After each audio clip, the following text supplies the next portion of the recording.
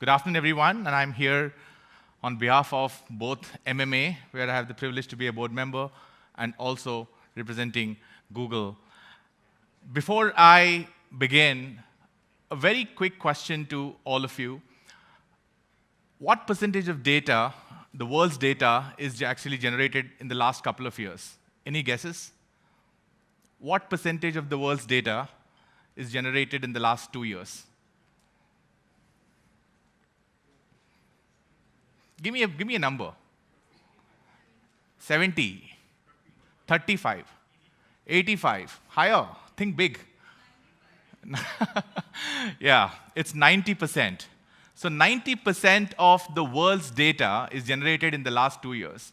So we're living in an enormously different era where data is everywhere, and marketers, businesses, organizations' ability to actually apply this to the right audiences can actually deliver great business results. So my session today will be about these two things. Number one, how do you leverage first-party data? And secondly, more importantly, how do you leverage it in a very privacy-first world? I want to just start with a story, and this is about Starbucks. All of us are really happy, right? Lakshman Narasimhan is the Starbucks global CEO. But this is not about him. This is about his predecessor, Kevin Johnson. So few years back, when Kevin Johnson was actually the CEO of Starbucks, he saw a very interesting trend. The trend was when people were actually queuing up for their coffee, they were on their phones. When people are waiting for their coffee, they were on their phones. And when the lines get longer, they go to the next cafe. Yeah? So, and Kevin Johnson is not a retailer and definitely not a CPG marketer to understand this deeper. But he was an ex-CEO of Juniper Networks, an ex-Microsoft, so he looked at from a data lens. He said, if Starbucks is all about celebrating human connection, what can knowing more about the person who is actually having my coffee make the business even different? So all his energies were actually deployed in creating what they call as Deep Brew AI, which actually connects the information about the consumer and analytics and the AI, which actually helps very personalized recommendations for the person. So Richa, my colleague, loves pumpkin spice latte, but the barista also knows that, and before she can actually enter, she could be actually offered what she likes along with the latte, and I think her mobile wallet is already loaded, and she could actually spend less time in waiting in the queue and actually do more with her time at Starbucks. So imagine Starbucks actually got more than 1/4 of their total transactions coming on their app, and it is almost like with preloaded money. So data has actually transformed what the brand want to celebrate in terms of human connection. Now, Starbucks has big bucks, right? And let's move to the other extreme, UNICEF. UNICEF is really an organization that wants to protect the rights of child all over the world, but it actually depends on your money, right? All of us have donated to UNICEF in different parts of time, whether it is to kind of take care of children who are suffering with war, or suffering from war, or taking care of disease. And this has been happening for many years. It's a 70-year-old organization, not as savvy as Starbucks, did not have Kevin Johnson as their CEO. Now, what did they do? They need to rely on partners. They worked with Google Cloud, and they actually looked at all the donations happened for different causes over 15 years. And in less than 3 months, they have been able to kind of create donor personas, right? I would have loved one or two, I would want to kind of associate myself with one or two causes, and just by contextualizing the communication to their own donors and advertising, they've been able to deliver such amazing results. And look at this, their click-through donation amount after this, pre and post, leveraging their own first-party data with the donor personas, has given 78% higher donation amounts. So either you have a great first-party infrastructure like Starbucks, or you leverage like with partners. I think data can actually unlock a great amount of helpfulness for the consumer and great for the business. And in an unfortunate COVID scenario that all of us went through, even the government has been able to deliver great helpful content like the nearest RT-PCR test centers or the nearest vaccination centers. So this is here to stay. However, there is another very interesting trend also happening at the same time. All of us were very happy with free internet and also as long as our work gets done, but increasingly, consumers are expecting significantly higher privacy standards from everyone. Whether you are a paying customer or whether you're a free customer, the questions in the minds of the consumers has never been more prominent. All of you are thinking, like me, right? Is my data safe? Are my kids safe? Is my money safe? And some of the data breaches that actually have happened also did not add to this like trust factor. So we went and researched across India, tier 1, tier 2 included, that to understand what do people think about privacy. And here is a very stunning statistic. Our going-in hypothesis was that do Indians care about privacy as much as the rest of the world or not? Yeah? But look at it, 80% people care about privacy and they want to have control of their data. And not only that, 80% of people actually said that they will shun the websites, they will shun the apps that actually misuse or abuse the data, which is actually incidentally highest across all of Asia Pacific. So we dug deeper. So what do these numbers mean? What do they really want? So they want three things. They want control their data, they want their data to be secure and private, and they want their data not to be abused or misused. I think it's really important for any business, whether it is big or small business, to really ensure that you treat the data that the consumer is giving you with all kind of safeguards to ensure there is deep trust to be built. I think as brand leaders, all of us are custodians to this trust. And when we embrace data privacy as an asset, right, the consumers want to give you even more. And why I say this is because the same study actually suggested that if I trust your business, right, I am willing to give you 2 times more data.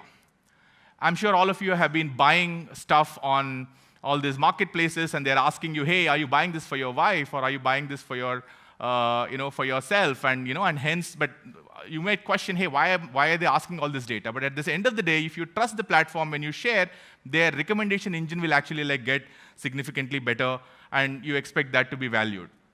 So all in all, we feel that the value of first-party data for your business can give you almost 2 times incremental revenue for the same ad placements. As marketers, this is significant. It can also deliver 1.5x higher cost efficiency. We are all facing inflationary pressures. So imagine, by delivering the promise for the consumer that it is a privacy-first environment, and by leveraging your first-party data, this can actually be a deflationary force in an inflationary environment like today.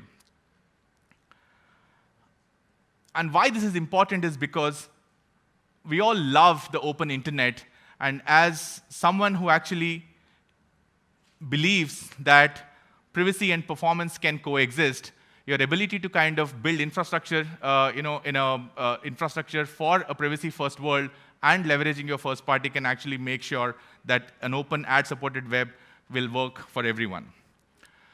So let me roll back, right? We have looked at, hey, whether you're a Starbucks or whether you're a UNICEF, it doesn't matter what resources you have, you can deliver the promise on first party and leveraging it well.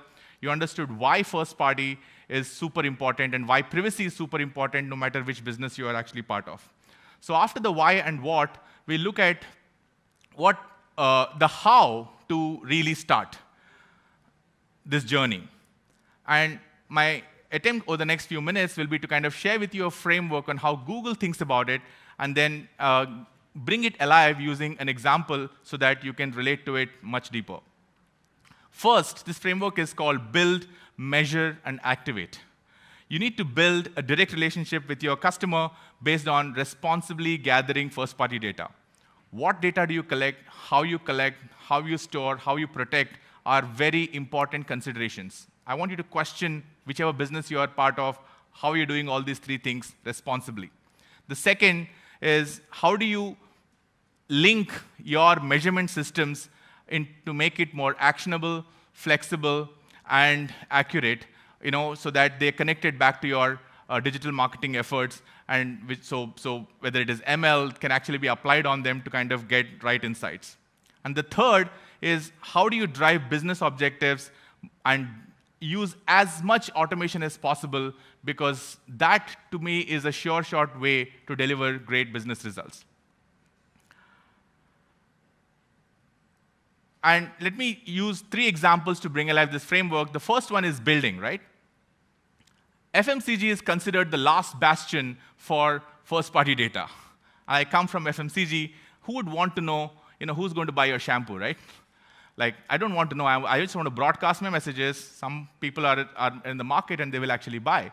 Having said that, if you look at what D2C brands like Mamaearth and all have done, is knowing who buys your shampoo, knowing that she's a mother, knowing that she's a woman who is looking for XYZ beauty solutions, knowing that there are 80 million beauty intent audiences out there, and I want to get to X million of them, and ability to kind of upsell, cross-sell significantly increases. This built almost like 1,000 crore plus business and taking the battle to the biggies.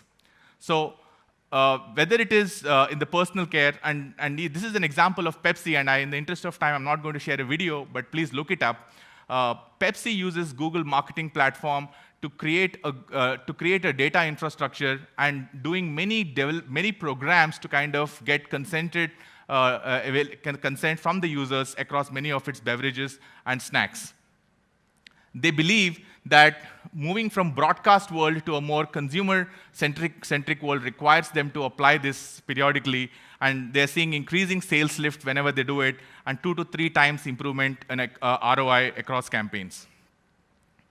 The second is actually measure, and Woot is an incredible OTT platform, and I'm sure they'll be soon streaming IPL as well.